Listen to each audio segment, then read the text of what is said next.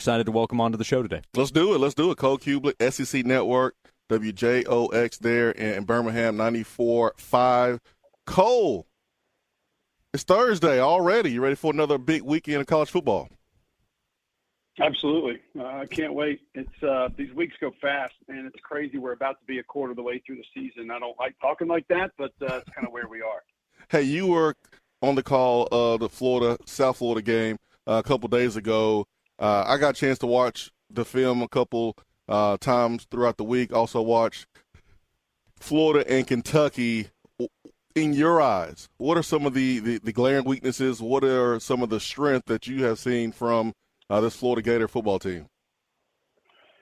I think, the first thing is just how healthy are they?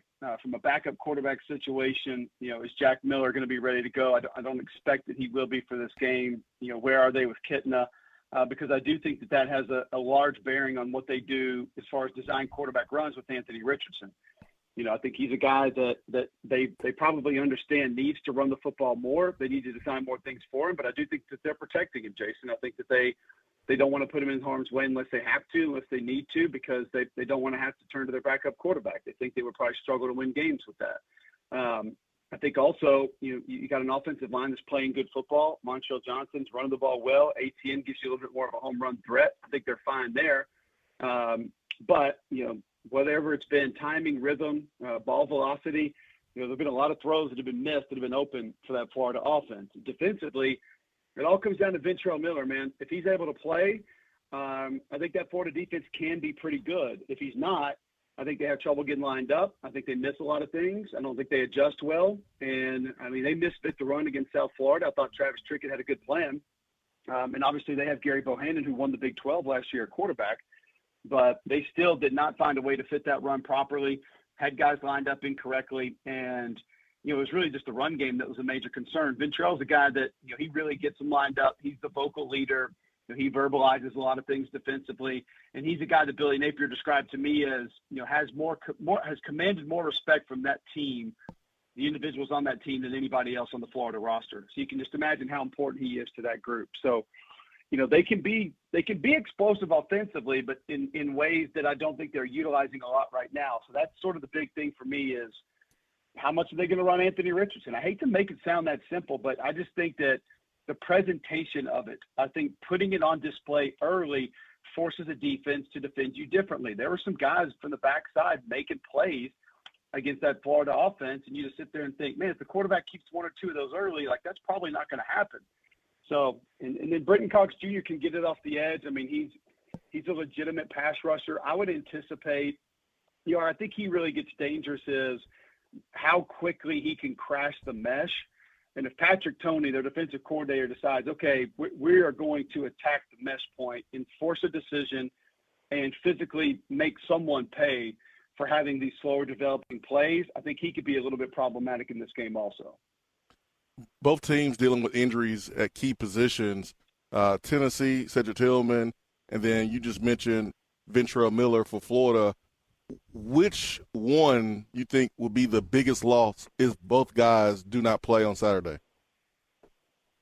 Well, Cedric would be a massive loss just because, we've gotten to the point now where you put the ball outside the hash down the field to him, and it's probably, I'd say, 80% chance that it's going to go your way. And that actually – I think in college football today, an incompletion is probably a net positive for the offense because think about it. I would love to see a number on balls thrown 20 yards or more down the field outside the hash, what the percentages are of that favoring the defense.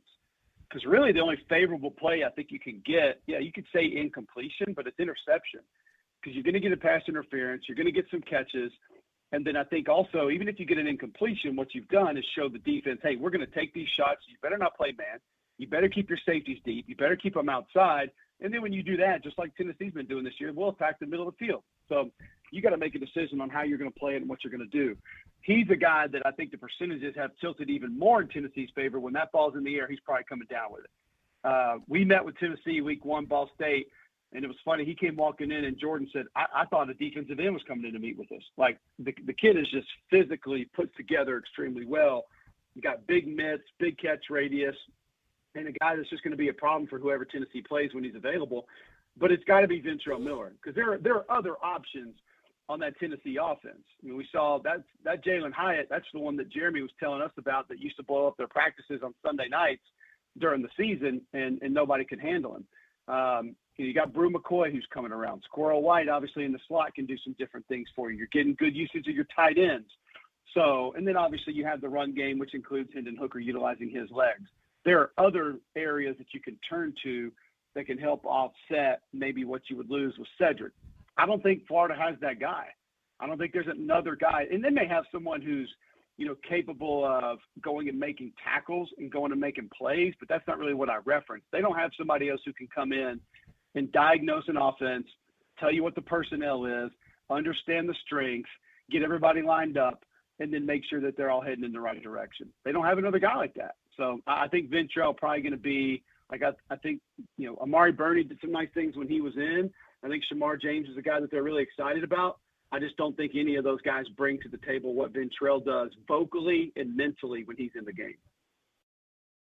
We're talking to Cole Cubelic from ESPN and the SEC Network on the radio each morning on WJOX. And Cole has seen both of these teams in person, Tennessee and Florida. Line of scrimmage matchup, Cole, each way for both teams. How would you describe the matchups in the trenches with Tennessee and Florida? I think it's probably – I don't see a massive advantage either way because I think the middle of Tennessee's defensive line has probably exceeded my expectations so far this year. Now 6 and 9, those guys are going to be a little bit more pass rushers, but they're doing a good job. I like the way Coach is moving them around. Coach Banks is doing good things like getting them lined up different places. Sometimes they're on the same side. So I think from a pass rush perspective, that helps. And then also from a recognition perspective, I think it helps. It's, the offensive line, I can tell you as a former center, anytime a different numbered guy showed up in a different place, it does make you think a little bit. Might not completely throw you off all the time, but at least makes you think like, why in the hell is number 9 in a 3 technique? Like it makes you second guess probably the front that you just called because that's not the way it's supposed to look. But I'll say this, Osiris Torrance, those guys up front for that Florida offensive line, the middle 3 are playing really good ball. Like they can get a push. They can move you when they need to. So I think that's about a push.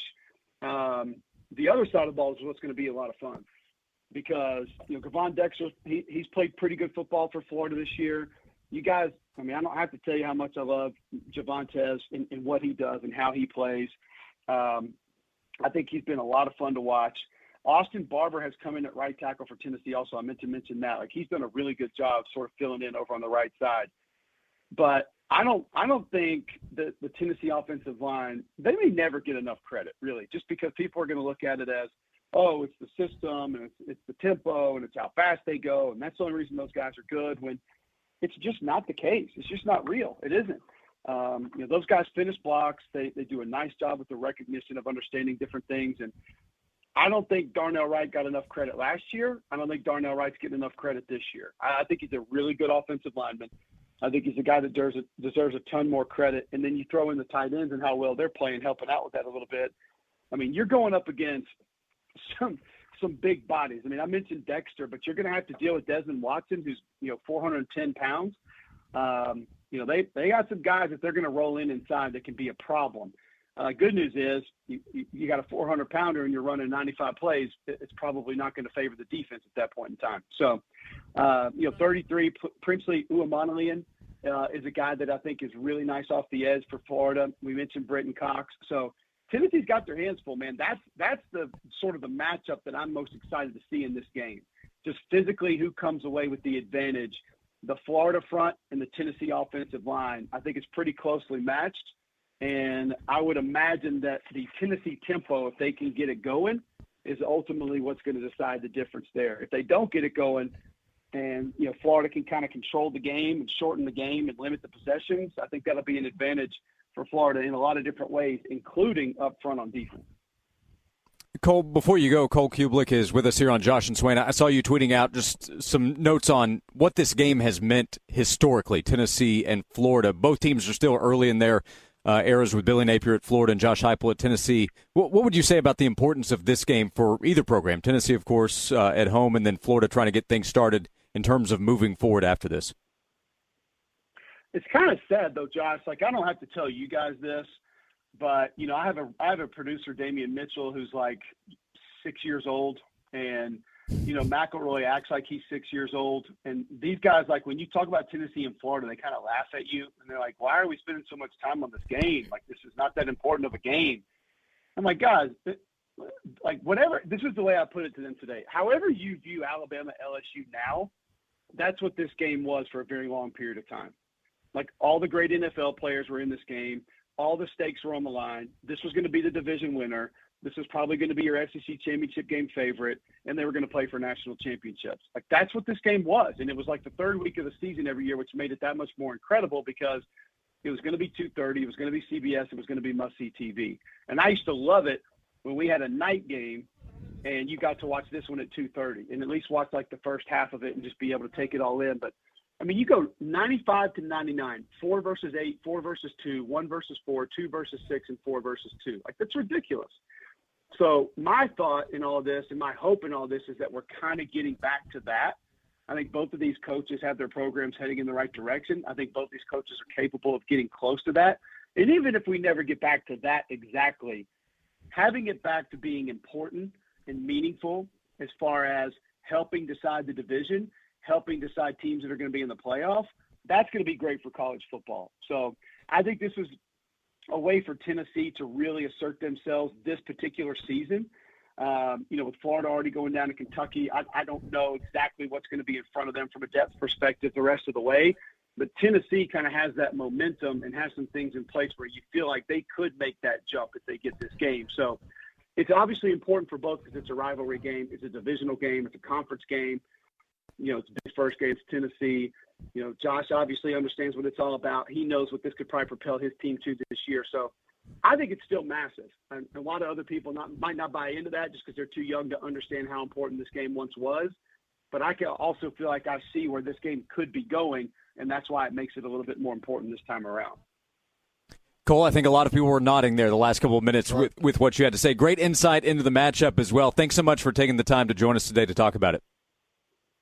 Absolutely, guys. Thanks for having me.